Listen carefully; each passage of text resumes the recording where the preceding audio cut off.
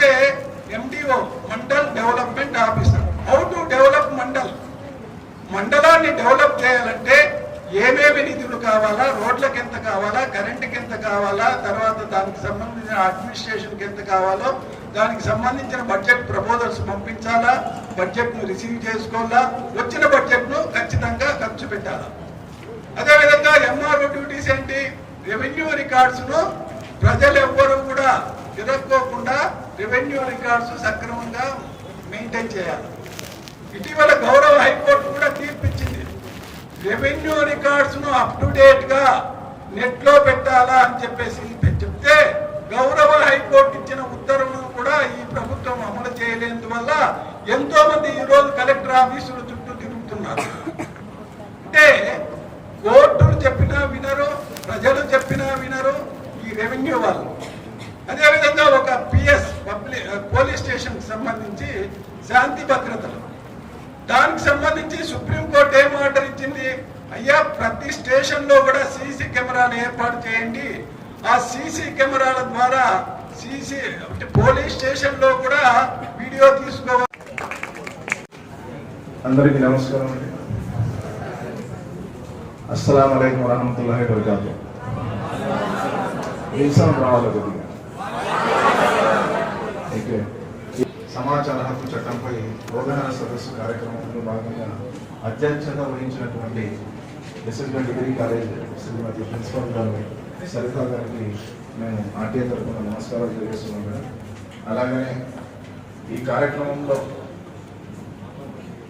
ఎవరైతే లెక్చరర్స్ ఉన్నారో వాళ్ళకి, పార్టిసిపేషన్ చేసినటువంటి విద్యార్థులందరికీ కూడా వన్స్ అగైన్ నమస్కారాలు తెలియజేస్తున్నాం. ముఖ్యంగా ఈరోజు ఈ సమాచార హక్కు చట్టం సంబంధించి విద్యార్థి దశలో నుంచే ఒక అవగాహన కల్పించాలనేటువంటి ముఖ్య ఉద్దేశంతో గౌరవ అనంతపురం జిల్లా కలెక్టర్ గారు డాక్టర్ వినోద్ కుమార్ IAS గారి ఆదేశాల మేరకు ఏదైతే నూతన కమిటీ ఏర్పాటైందో ఆ కమిటీ ద్వారా ప్రతి ఒక్క పాఠశాలలో కానీ, కాలేజీలో కానీ, యూనివర్సిటీలో కానీ విద్యార్థి దశ నుంచి వాళ్ళందరికీ కూడా అవగాహన కల్పించాలనేటువంటి ఆలోచనలో భాగంగా ఈరోజు ప్రతి చోట కూడా ఈ అవేర్నెస్ క్యాంపులు నిర్వహించడం జరుగుతూ ఉంది. ముఖ్యంగా ఈ అవేర్నెస్ క్యాంప్ ద్వారా సమాజంలో మనం ఒక భారతీయ పౌరుడిగా మనం పొందేటువంటి ప్రాథమిక హక్కులు ఏవైతే ఉన్నాయో ఆ హక్కుల ప్రకారం ప్రభుత్వం అందించే రుసుమును చెల్లించి మనకు కావాల్సిన సమాచారాన్ని, ఫర్ ఎగ్జాంపుల్ ఇందాక సార్ చెప్పారు, దేశంలో గురించిన సమాచారాన్ని ఏ విధంగా మనం ఉన్న చోటు నుంచి పొందవచ్చు సమాచారాన్ని అనే దశలో భాగంగానే ఈరోజు గౌరవ RTI జిల్లా అధ్యక్షులు వన్నూరప్ప గారు చాలా క్షుణ్ణంగా అందరికీ అర్థమయ్యే దశలో ప్రతి ఒక్క అంశాన్ని కూడా వివరణాత్మకంగా తెలియజేయడం జరిగింది. ఇప్పుడు నేను ఈ సమాచార చట్టం సంబంధించి కొన్ని విషయాలు మీకు తెలియజేస్తూ, విద్యార్థులు కాబట్టి, యూత్ కాబట్టి మీ స్థాయిలో తగ్గట్టుగానే మీతో మాట్లాడతానని తెలియజేస్తున్నా. ఎందుకంటే సబ్జెక్టు ఇంట్రెస్టింగ్ గా మీకు అనిపిస్తుంది లేదు.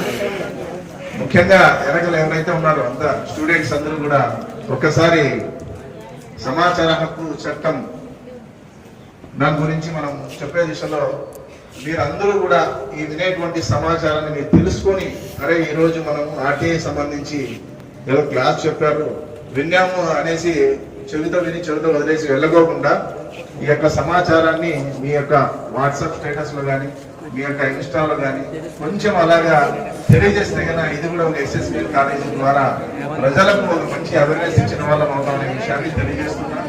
ముఖ్యంగా ఈ యొక్క సమాచార హక్కు చట్టం 1950లో లోక్సభ, రాజ్యసభ, రాష్ట్రపతి ఆమోదం కూడా పొంది ఈరోజు 2005లో ఈ యొక్క సమాచార హక్కు చట్టం అనేది ప్రారంభించడం జరిగింది. ఈ యొక్క సమాచార హక్కు చట్టం ద్వారా సమగ్రంగా ఏదైతే దేశంలో ప్రభుత్వ పాలన, రాష్ట్ర కానీ కేంద్రం కానీ సమాచారాన్ని